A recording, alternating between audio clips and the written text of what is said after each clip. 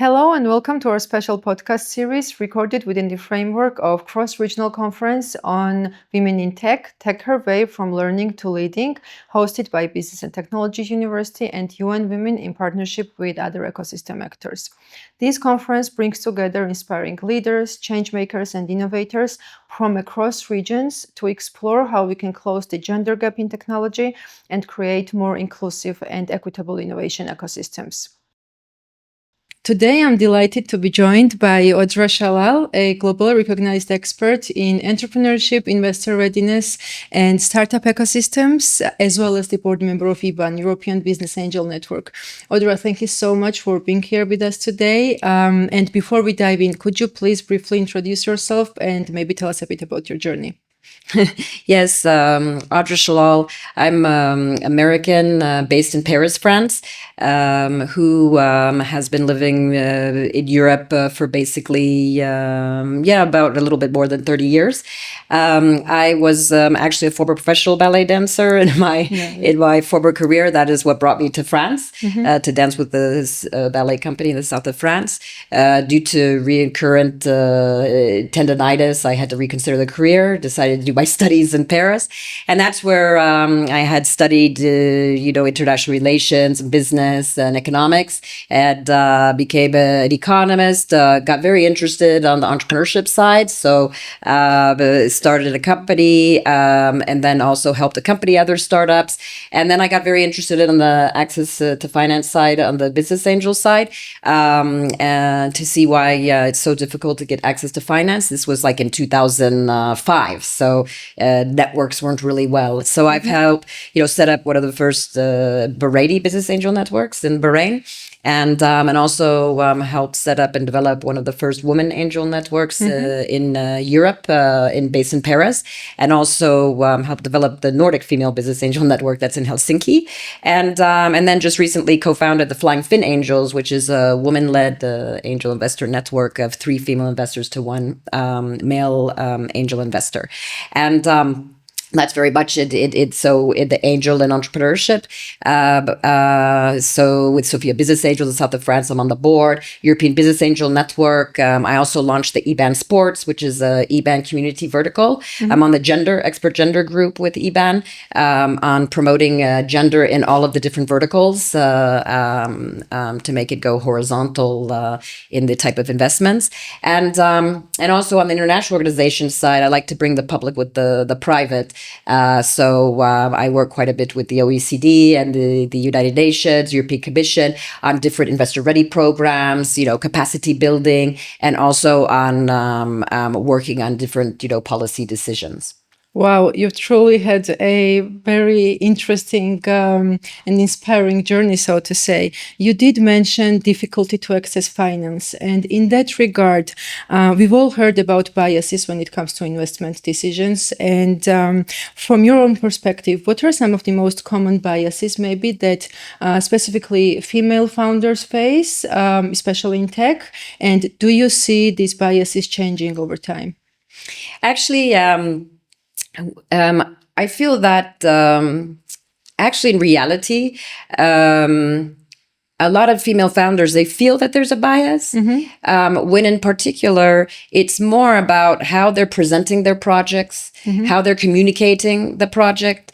They tend to, when pitching to investors, because they feel that they have to have everything financially correct, the way they present it, they happen to look a bit less ambitious than, Is that the main difference between female and male founders when it comes to pitching? Yes. You'll have, for example, investors that are pretty savvy. We will say that we will reduce by 30% the financial provisions of the male entrepreneur and increase by 30% the female, because and that's, you see, where male entrepreneurs, they tend to want to, they have this more positive outlook. They want to show that they're going to scale up and all. Where again, the females are too realist, and so they don't want to take the risks that if they say something that doesn't exactly happen, and that's why they end up showing in the forecasting, they actually do a lot better then. So what happens is,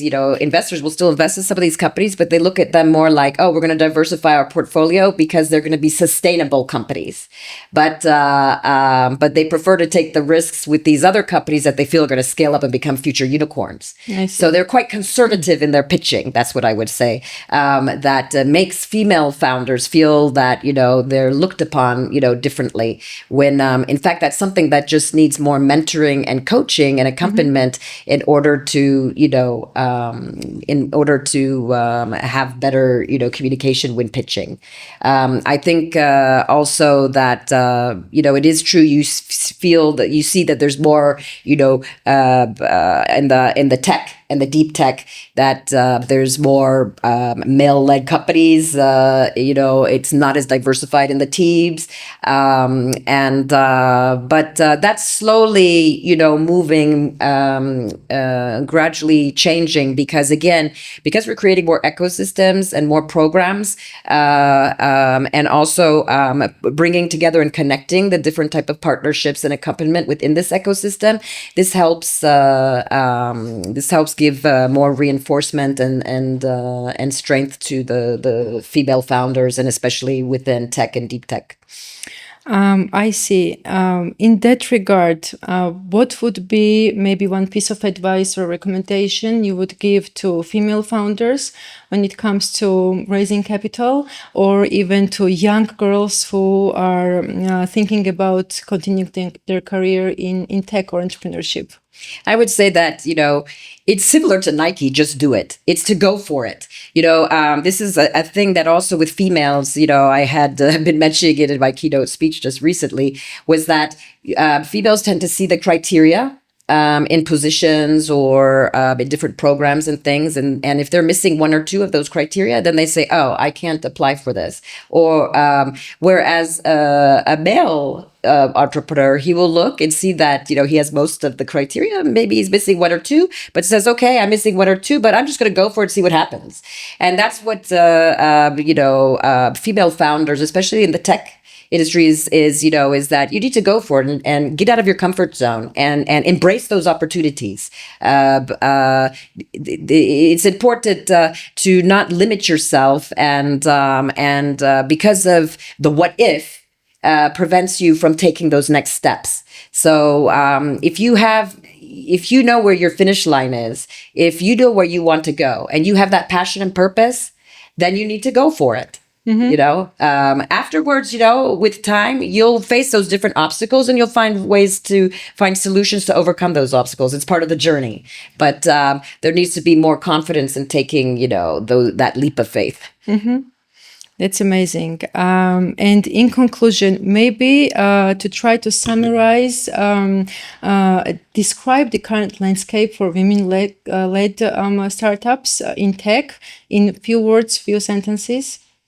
I would say now that I'm involved with a lot of different EU programs also in Europe, and some global programs, and so I'm on the advisory board of Impulse for Women. That's focusing on women in deep tech when it's coming to health, biotech, renewable energies, and AI and cybersecurity.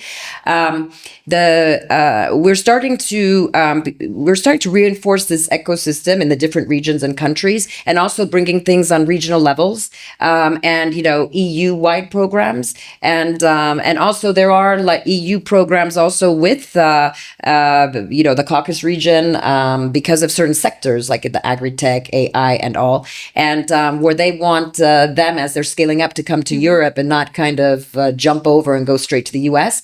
So there's a lot more accompaniment, and so really what the ecosystem is really kind of growing. It's bringing the different stakeholders, which is important, because it's bringing university academia together. It's bringing the investors together. It's bringing It's bringing also associations that help with capacity building, also industry experts helping within the sectors, sector specific. So by bringing together all these different stakeholders together to help accompany these entrepreneurs in specific programs, in specific associations and things, this really gives a lot of help within the mentorship, the accompaniment, also when helping with the network of networks and creating these bridges during the different developments of the company. And maybe one last question from my side. We talked briefly before, and you mentioned that this is your fifth time visiting Georgia. Do you have any plans in connection to Georgian startup ecosystem? Are you planning to engage in any way, apart from just maybe giving keynote speeches and participating in it as a jury member in startup competition, stuff like that? Well, I'm very involved in supporting the GTW, the Global Tech Weekend, with